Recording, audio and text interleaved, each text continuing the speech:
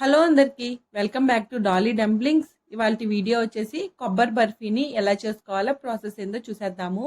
నేను ఇక్కడ కొబ్బరితో పాటు శనగపిండి వేసి బర్ఫీ చేశానండి. టేస్ట్ అయితే చాలా బాగుంది. నోట్లో పెట్టుకోగానే ఈ బర్ఫీ వెన్నలా కరిగిపోతుంది. మీరు కూడా తప్పకుండా ట్రై చేసేయండి. ఇప్పుడు ప్రాసెస్ చూసేద్దాము. దీనికోసం ముందుగా స్టవ్ ఆన్ చేసుకొని కడాయిని పెట్టుకొని ఇందులో 2 టేబుల్ స్పూన్లు నెయ్యి వేసుకోవాలి. నెయ్యి కరిగిన తర్వాత ఈ నెయ్యి మొత్తాన్ని కడాయికి స్ప్రెడ్ చేసుకోవాలండి. ఇప్పుడు ఇందులో 1 కప్పు శనగపిండిని వేసుకొని మంటని లో ఫ్లేమ్లో ఉంచి ఈ శనగపిండిని మధ్యలో కలుపుతూ 4 నిమిషాల పాటు వేయించుకోవాలి. ఈ శనగపిండిలో నుంచి ఒక కమ్మటి వాసన అలాగే లైట్గా కలర్ చేంజ్ అవుతుందండి. అప్పటి వరకు శనగపిండిని వేయించుకోవాలి. శనగపిండి సరిగా వేగనట్లయితేను ఈ స్వీట్ క్రిస్పీ అనేది టేస్ట్ చేంజ్ అయిపోతుంది. అలాగే పచ్చి వాసన వస్తుందండి శనగపిండిలో నుండి. ఇలా మధ్యలో కలుపుతూ వేయించుకోవాలి. చూడండి, ఇక్కడ శనగపిండి వేగిపోయిందండి. దీన్ని పక్కన తీసుకోవాలి. ఇప్పుడు ఇదే కడాయిలో ఏ కప్పుతో అయితే శనగపిండి తీసుకుంటారో ఆ కప్పుతో 1 కప్పు పచ్చి కొబ్బరి తురుముని వేసుకోవాలి. నేను ఇక్కడ కొబ్బరిని తురిమి వేసుకున్నాను. మీరు మిక్సీ పట్టైనా వేసుకోవచ్చండి. అలాగే ఇందులో 1.5 కప్పు షుగర్ని వేసుకోవాలి. మనం శనగపిండి ఏ కప్పుతో తీసుకుంటామో షుగర్ను కూడా అదే కప్పుతో తీసుకోవాలండి. అలాగే ఈ రెండింటిని ఒకసారి బాగా మిక్స్ చేసుకోవాలి. మంటని లో ఫ్లేమ్లో పెట్టి మిక్స్ చేసుకోండి. ఇందులో 1 కప్పు కాచి చల్లార్చిన పాలను వేసుకోవాలి. మీరు పచ్చి పాలతో కూడా చేసుకోవచ్చండి, కానీ కాచి చల్లార్చిన పాలతో చేసుకుంటే టేస్ట్ అనేది బాగుంటుంది. ఇప్పుడు కొబ్బరి ఉడికేలాగా ఒక ప్లేట్లో 1 టేబుల్ స్పూను నెయ్యి వేసుకొని ఈ నెయ్యి మొత్తాన్ని ఈ ప్లేట్కి స్ప్రెడ్ చేసుకోవాలి.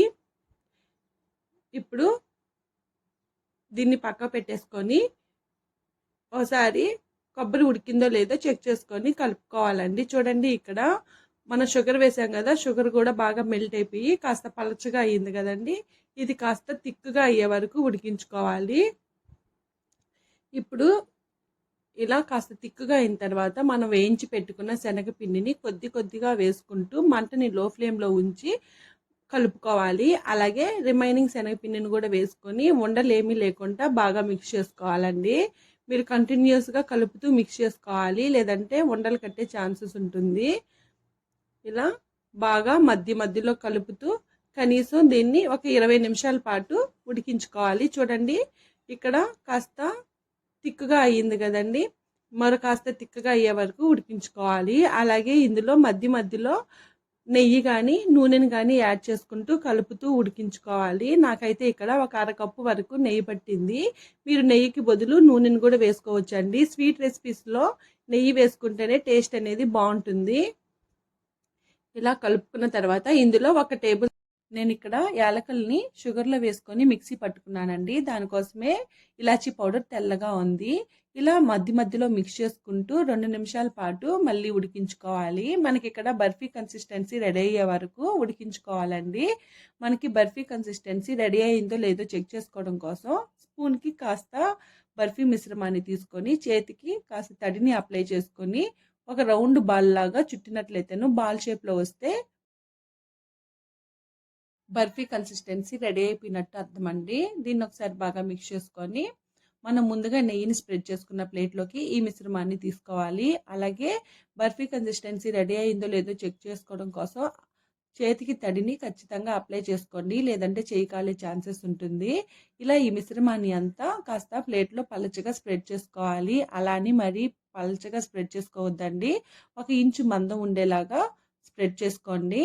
మీరు చాక్తో కానీ స్పాచులాతో కానీ స్ప్రెడ్ చేసుకోండి. చూడండి, ఈ విధంగా బర్ఫీ మిశ్రమాన్ని ఒక షేప్లోకి స్ప్రెడ్ చేసుకోవాలి. నేను ఇక్కడ చాక్తో ఈక్వల్గా ఎడ్జెస్ని స్ప్రెడ్ చేసుకుంటున్నాను. ఇప్పుడు ఇది పూర్తిగా చల్లారిన తర్వాత మీకు బర్ఫీ ఏ సైజులో కావాలో ఆ సైజుకు తగ్గట్టు వీటిల్ని కట్ చేసుకోవాలి. ఇలా కట్ చేసుకొని అలాగే వదిలేసేయండి. చూడండి, చల్లారిన తర్వాత నెమ్మదిగా దీన్ని తీసుకోవాలి.